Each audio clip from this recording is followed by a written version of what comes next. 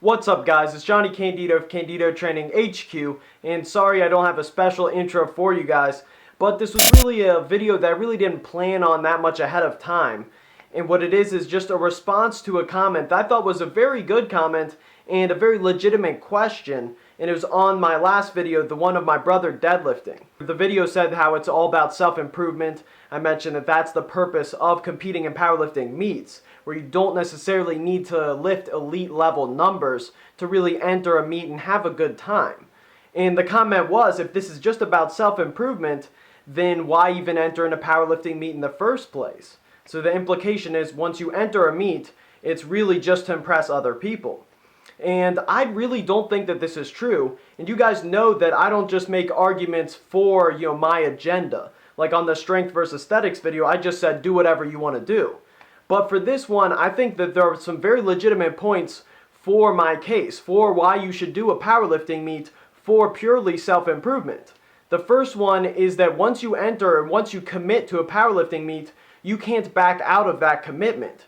It gives you extra support to actually follow through. And this is a big bonus because when you think about it, specifically when it comes to lifting, how often do you actually feel ready to max out? And to max out across all of your lifts on the same day? That's very rarely going to be the case. So what will happen if you're just training in the gym is a lot of times your progress will be slower if you never do a meet. Because once you do a meet, you commit yourself to doing it, and no matter what, no matter how you perform, you put it all out on there, and then you see what you need to improve. So let's say in the gym, you'd say, okay, I'm going to do it on this specific date, and you do convince yourself that you're ready, and you do it no matter what. But then let's say you do squats and then you feel terrible. A lot of times then you'll be tempted to just skip the bench and deadlift. Whereas in a powerlifting meet, you're obviously committed across the board on all lifts, and then afterwards you can analyze what you need to improve. My second point kind of extends from the first one, and that is the atmosphere at the meets. So the first step I said is the commitment factor. So it gets you to the meet, it gets you committed to doing the lifts. Now when it comes to actually performing, you have a bunch of people supporting you. We all know that lifting is as much mental as it is physical.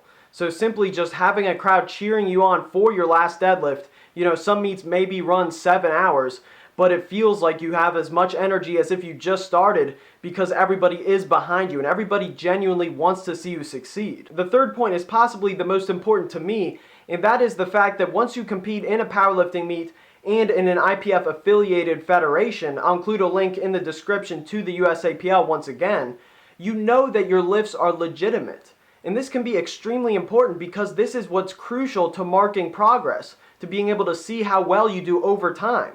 And a lot of times people, it's not really their fault, just lifters get caught up in numbers and their squat just gets higher and higher. And you'll see it on the bench press, maybe they don't pause enough for what would be a legitimate bench press. They start bouncing it off their chest. And it's very hard for you to tell these things when you're just lifting without another opinion.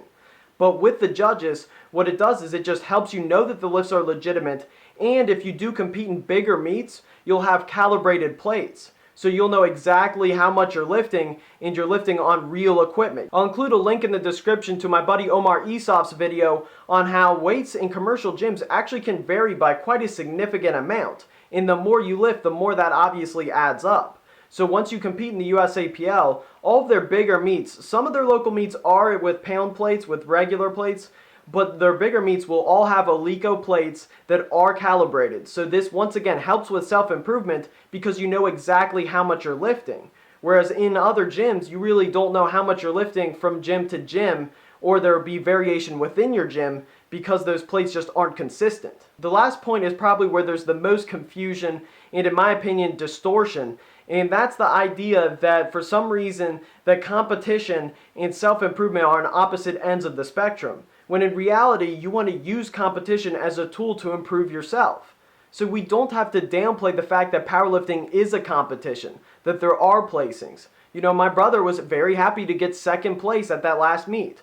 Does that mean he has a world record? Does that mean he's all of a sudden, a big deal because of that? Not at all. That was a local meet, but it's something that he's proud of because the meet before he got 10th. Now he got second. Now he can keep seeing himself move up essentially in the ranks, even if he's not, competing in the world meet for his next meet.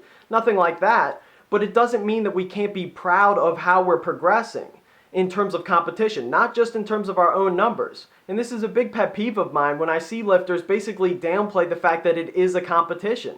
I don't think that that's the best way to grow powerlifting, because that does downplay the fact that there is even a meet there. So that's it, guys. I truly believe that a lot of people, specifically a lot of my subscribers, would thoroughly enjoy entering in a powerlifting meet. They would love the experience. And I've never seen someone who entered a powerlifting meet, entered their first competition, I've never seen them say that they regret it. They always say, I wish I did it earlier.